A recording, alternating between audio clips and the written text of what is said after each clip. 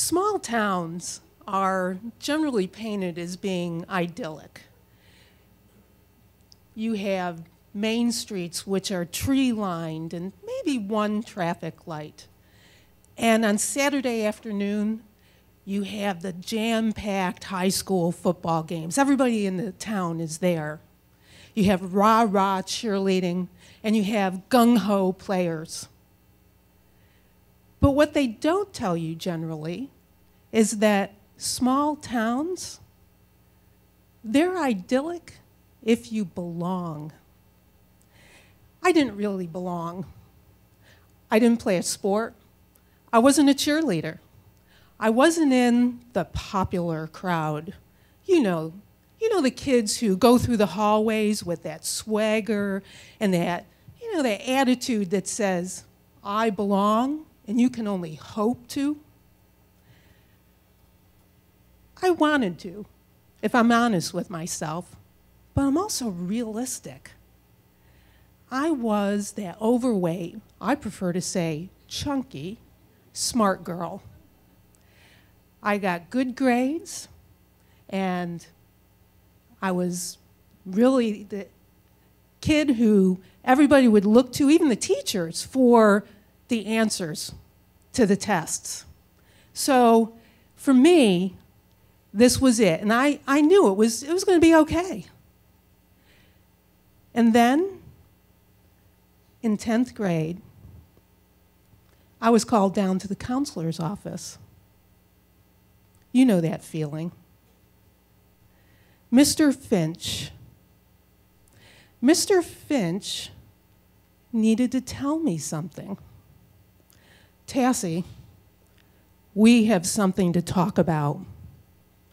Okay, so this was not going to be one of those you're doing great backslapping type of conversations. Oh no. And my mind started to race. I went through my classes, tests, teachers. What was the problem? I didn't know. Tassey, we've been going through the nominees for the National Honor Society. Okay, so far so good. And, well, you've got great grades. You should be a candidate for NHS. There it was. Should be. I was a little confused by this, but, I was willing to listen to what he had to say. And this is what he had to say. We're not going to be putting your name forward. When we looked at your record, you don't have a sport listed. A sport? Wait a minute, what the heck is this?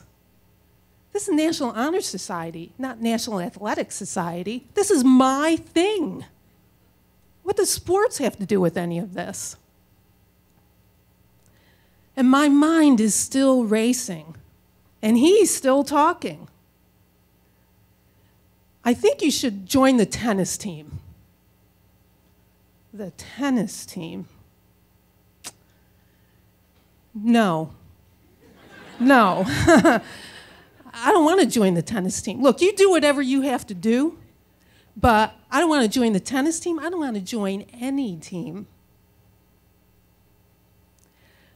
My name wasn't nominated. No induction ceremony for me. And it stung. It stung just as much as not being in that popular crowd. But I pushed my feelings of inadequacy aside, and I moved on. And I found my lane. I had a pretty good GPA. I was editor of the newspaper. I was president of the Spanish club. And, for me, it was all about looking toward college, getting to a great school, being able to sit someday in a corner office. That was my dream. So, okay, I wasn't on a sport team, and that would be fine. But I did want to belong. And in senior year, I got my chance. In senior year, I made it to the sidelines of those Saturday football games. No, I didn't have the cute cheerleading outfit on. I had a clipboard. I was team statistician. And I gotta tell you, I was on the field. I was in the thick of things. And I belonged. So you see, for me, it was okay being that girl, the overweight, smart girl. And in my mind, I figured, what the heck? If Marlo Thomas can spin smarts into a great career, then I could too. Okay, maybe someday, I should probably lose a little weight. But I was okay with where I was at just about then. 6 weeks before graduation, I was called down to the counselor's office. Yep, right back into Mr. Finch's office. Tassey, we've got great news. We're going to be able to induct you into National Honor Society this week. All requirements are being waived. What? Well, what was this sudden reversal? I got it then. I was going to be salutatorian, the second highest graduate. And I was the only person in the top 10 students that didn't have the National Honor Society gold tassel. So not only would I be walking in at the head of my class, I was going to be on stage because the salutatorian always gave a speech. Typical, I thought. Now they want me to belong, now that they've got a problem. No, I said to him, I wasn't good enough 3 years ago. I don't want it now. I have no interest.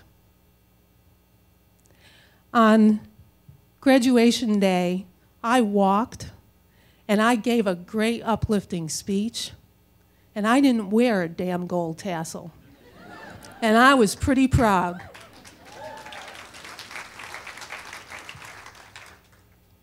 I went on to graduate with honors from college. I had great jobs in New York City and Washington, D.C. I lost 35 pounds. And I sat in a big corner office. And the best thing, the absolute best thing, I married one of those football players I took stats on.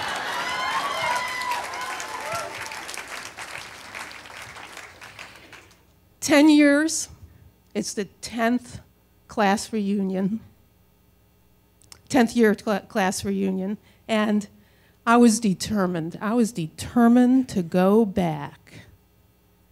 How? Well, I spent a lot of money on a dress that was way too expensive, but it screamed big city.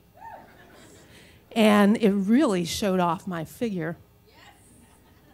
And on my arm, I had that handsome football player. And when we walked in, they recognized him. Everybody recognized him.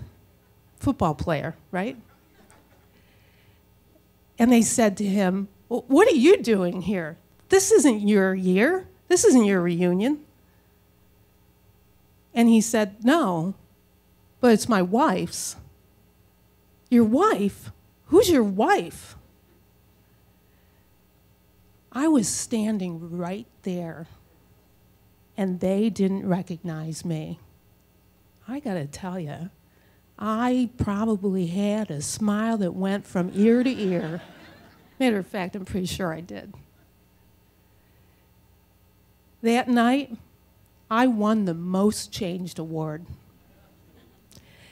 And there is no cheerleading outfit, sports jacket, or gold tassel that ever compared or could compare to that plain piece of paper with the simple words, "Most changed." This was my version of idyllic, and oh yeah, I belonged.